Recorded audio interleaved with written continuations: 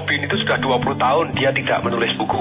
Kemudian siapa sih Tony Robbins? Kalau belum akrab dengan Tony Robbins, saya tanya, siapa yang pernah dengar kata-kata Bill Clinton, Nelson Mandela, Gorbachev, Lady Diana, Michael Jordan, Serena Williams, Jantung Disemaringin, pernah dengar? Termasuk bagaimana Serena Williams. Yang terakhir ini pada waktu dulu cedera, tidak bisa comeback. Ikut oleh Anthony Robbins, dia comeback jadi nomor 1 dunia. Andre Agassi dulu dari ranking tidak tahu dunia, menjadi ranking 1 dunia dalam waktu 6 bulan tercepat sepanjang sejarah dunia pertenisan juga karena Anthony Robbins. Nah, Anthony Robbins ini adalah spesial, punya ilmu yang luar biasa yang saya sangat-sangat membuat breakthrough begitu banyaknya orang, termasuk saya pribadi, yaitu ilmu amati, tiru, dan modifikasi. Nah, untuk itu dia mendalami dalam sekian tahun ini ilmu tentang bagaimana mastery di dalam dunia keuangan. Money master the game, bagaimana kita mastery di dalam dunia keuangan ini, yang ternyata dia mempelajari dari 50 orang-orang finansial jenius yang luar biasa di dunia yang bisa dia temukan. Kemudian dia wawancara orang-orang ini, termasuk misalnya Warren Buffett, Sir John Templeton pada waktu dia masih hidup, karena sudah meninggal beliau. Terus kemudian Ray Dalio. Siapa itu Ray Dalio? Ray Dalio adalah orang yang jadi penasihatnya ekonomi Obama gitu ya. Jadi Anda kalau mau ikut investasinya dia harus punya 100 juta dolar dulu baru boleh duduk makan sama dia. Oke, 1 triliun dulu kan. Ada Mary Callahan gitu ya. Mary Callahan ini total portfolio investmentnya yang dia kelola itu lebih dari 1 triliun US dollar. Ini 1 triliun woman begitu ya. Terus kemudian ada David Swensen yang mengelola dana Universitas Yale dari 1 miliar US dollar dalam beberapa tahun langsung jadi 23 miliar US dollar. Ada Paul Tudor. Paul Tudor itu salah satu financial, the one and the only in the world, yang dalam 28 tahun tidak pernah kalah. Kalau Ray Dalio itu dalam 28 tahun investasi dia pernah kalah. Kalah 2 kali itu totalnya rata-rata cuma 1,2% rata-rata kalahnya. Itu ya. Kalau yang Paul Tudor gak pernah kalah. Paul Tudor ini gak pernah kalah. Terus kemudian Anthropic datang kepada orang-orang yang hebat ini. Anthropic percaya terhadap satu hal, bahwa orang sukses, sekali sukses bisa beruntung semata. Tapi kalau 28 tahun beruntung, itu pasti bukan beruntung. Orang lain kena pada waktu World Trade Center dibom, belum jeleger, terus kemudian anjlok gak karu-karuan, orang ini tetap untung gitu ya. Nah, untuk itu dia tanya sama orang-orang yang sukses dan kaya raya ini semua, ditanya dengan pertanyaan yang sangat-sangat tajam. Pertanyaannya begini, kalau Anda meninggal dunia dan Anda tidak bisa meninggalkan warisan uang, tapi Anda hanya bisa meninggalkan sekumpulan prinsip, termasuk teknik mengatur keuangan Anda, sehingga keuangan Anda terus bertumbuh. Anda meninggalkan warisan kepada anak-anak Anda, sekumpulan prinsip yang membuat mereka akan menjadi seperti Anda.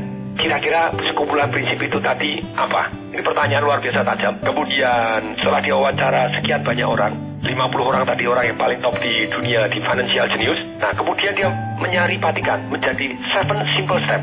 Nah, ini 7 simple step yang membuat kita financially freedom itu seperti apa? Just simple step, termasuk pertanyaan-pertanyaan yang terjawab gitu ya. Misalnya, apa sih keputusan yang paling penting di dalam dunia keuangan Anda? Kalau Anda belum pesan ini, bakal kayanya gitu ya. Yang kedua misalnya, apa sih yang membuat Anda istilahnya bisa memenangkan game? Jadi aturan-aturan apa yang kalau Anda tidak tahu Anda didiskualifikasi. Jadi aturan-aturan apa sebenarnya Anda become insider dalam dunia investasi? Terus portfolionya seperti apa aturannya? Portfolio itu maksudnya gini, saya investasi properti berapa sih? Di emas berapa? Karena begini, ternyata 50 orang yang paling jenius di dalam dunia keuangan ini, mereka sepakat bahwa yang namanya investasi di dalam dunia keuangan itu seperti masuk di rimba belantara yang kita tidak tahu, kadang ada harimau di belakang, you never know. Nah, untuk itu ada nggak portfolio? Maksudnya portfolio itu Anda invest emas berapa, properti berapa, saham berapa, reksadana berapa, long term investment berapa, obligasi pemerintah berapa, begitu ya. Jadi berapa persen sih yang membuat Anda lebih tahan terhadap bumi gonjang-ganjing, termasuk bau-bau yang tidak enak saat ini. Jadi hari ini terjadi satu yang namanya currency war. Apa itu? Jadi dunia itu cetak-cetakan banyak-banyakan. Kemudian saya cek, kalau salah tolong diralat, itu di bi.go.id ada. Contohnya Indonesia tahun 2013 sampai 2014 nyetak duit berapa sih? Anda tahu nggak? 1.000 triliun. Banyak atau banyak banget? Tanyanya, mestinya lu nyetak banyak, boleh nggak? Boleh. Kalau sesuai dengan gross domestic product kita tumbuhnya seperti apa? Atau inflasi kita seperti apa? Lu cek dulu dong. Kita diprediksi katanya tumbuhnya 5,8%. Tumbuh perekonomiannya. Nah, kenapa nyetak duitnya dari 3.500 triliun di Oktober 2013 ke 2014? Jadi 4.500 triliun, jadi nambah 1.000 triliun dalam 1 tahun. Hanya kalau seperti begini kan nyetaknya kan 28,3% lebih tinggi dari duit beredar yang lalu. Kenapa? Karena Indonesia juga takut kalau ekspornya kalah. Kalau dolarnya istilahnya melemah terus, kita takut kita cetak banyak. Nah sekarang begitu dolar lagi di bau-bau mau ditarik karena dolar itu kan tercetak banyak sekali. Kalau dolar tercetak banyak sekali dan sekarang rupiah juga ikut nyetak banyak sekali. Sebetulnya portfolio Anda harusnya seperti apa yang membuat Anda aman? Nah ini kan pasti yang paling merampok Anda dalam kekayaan Anda. Satu, karena Anda konsumtif. Yang kedua, karena inflasi. Jadi kalau ada inflasi bilang, oh kita inflasi 7%. Nah coba lihat beli rumah harganya berapa. Apa ya inflasinya 7%. Kemudian berikutnya, bagaimana membuat game ini tuh jadi winnable. Jadi di dunia yang antah berantah di dalam dunia keuangan, kita tidak pernah diajarkan kecerdasan keuangan ini. Misalnya, Anda tidak pernah diajarin renang, tidak pernah berenang, terus kemudian disuruh lomba renang, di laut lagi. Apa yang terjadi? Sama, kita sekolah tidak pernah diajarin keuangan, tidak pernah diajarin bagaimana memenangkan dalam dunia keuangan itu sendiri. Nah dengan demikian, apa yang terjadi? Kita seperti tadi disuruh lomba berenang, padahal tidak pernah berenang, langsung di laut, kita tenggelam. Nah yang bisa siapa? Yang memang sudah bisa berenang, yang sudah latihan di laut berkali-kali, sudah ngerti bahwa laut itu efeknya seperti apa. Nah inilah jadi bagaimana kita membuat game ini winnable. Terus kemudian bagaimana mengambil langkah yang paling penting. Jadi setelah Anda mengambil keputusan yang paling penting dalam dunia keuangan, langkahnya langsung kita langkah. Terus kemudian jurus bagaimana supaya Anda meng-create a lifetime income plan. Contohnya begini, kalau ditanya banyak orang di Indonesia, mungkin 97% orang di Indonesia ditanya, kalau kamu berhenti kerja dapat uang nggak? Enggak. Nah, lalu mesin ATM-mu di rumah siapa? Ya cuma saya. Nah kalau rumah ini tiang panjangnya cuma satu, jadi duitnya itu cuma hasilnya kalau kita bekerja. Kalau kita tidak bekerja tidak dapat duit. Aduh sedih banget. Bagaimana kita punya the power of all season. Jadi ketika bumi gonjang-ganjing naik turun, ternyata kita bisa tetap mendapatkan income gitu ya. Jurus-jurus yang dipelajarin, contohnya begini, banyak orang kan ada mitos high risk high gain, pernah dengar? Nah ternyata 50 orang jenius ini enggak, low risk atau malah no risk high gain. Bagaimana kita cara belajar asymmetric risk? Ternyata mereka investasinya boleh dikatakan tidak berisiko, tapi menghasilkan upside yang luar biasa, downside-nya terbatas. Jadi maksudnya kalau ruginya sedikit, tapi kalau naiknya luar biasa. Makanya itu Antropin mengajarkan begini, orang yang paling hebat itu sudah bisa antisipasi. Contohnya dia bilang, kalau kita main game dengan anak-anak kita atau keponakan kita dirayu, ayo papa main game, ayo om main game, nanti ajarin lah, tidak apa-apa ini main PS4, PS3 gitu, tidak apa-apa, aku tidak pernah main, tidak apa-apa, ajarin bisa. Begitu kita main, 2 detik kemudian sudah mati tuh. Nah keponakan kita atau anak kita 45 menit gantian om, kita main 5 detik kemudian mati, gantian dia lagi, nanti 1 jam lagi kita nungguin. Apakah mereka lebih ahli dari kita anak-anak kecil ini? Atau lebih peka, lebih refleksnya lebih bagus? Enggak, mereka sudah bisa antisipasi. Bukti ya, lawannya di belah kiri, sebelah kanan, bisa ditembak dengan lebih mudah. Bagaimana ini jurus, bagaimana kita invest like 0.001%. Jadi 0,001% orang itu caranya investasi seperti apa?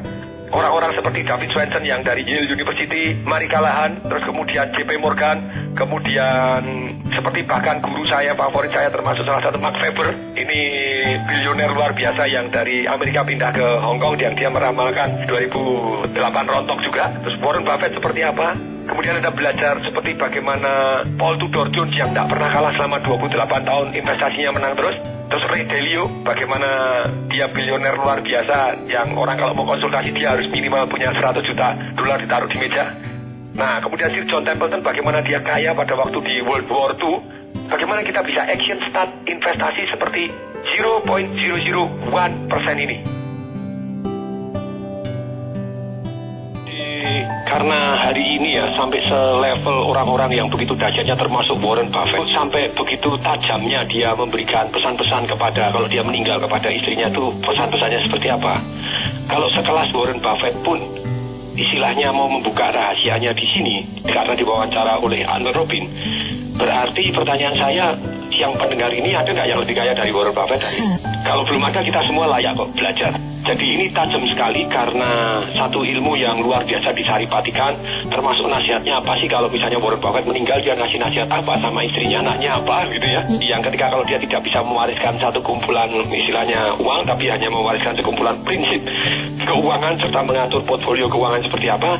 Nah ini sangat prinsip-prinsip yang sangat penting, yang juga saya tambahin satu ilmu dari Anthony Robbins yang luar biasa, yang membuat Benioff yang punya salesforce.com, dari modal nol jadi 5 miliar US dollar gitu ya. Apa sih ketika dia ikut seminarnya Anthony Robbins kok bisa berubah itu? Belajar apa orang ini? Jadi bahkan si salesforce.com ini yang sekarang valuasinya 5 miliar US dollar tadi, dia berikan satu testimoni yang luar biasa. Untukkan saya pribadi, Tong Desa Waringin, hidup saya berubah, bumi dan langit itu saya dedikasikan kepada 70% kepada satu orang yang namanya Anthony Robbins. Dia memang betul-betul satu yang master of breakthrough. Jadi ketika kita mengalami stuck secara keuangan, bagaimana kita breakthrough dalam kehidupan, dalam prestasi, dalam kehidupan, ataupun dalam keuangan, yang dimana urusan money master ini atau money master the game ini tadi hanya urusan keuangan, tapi urusan kita menata kehidupan kita menjadi lebih baik.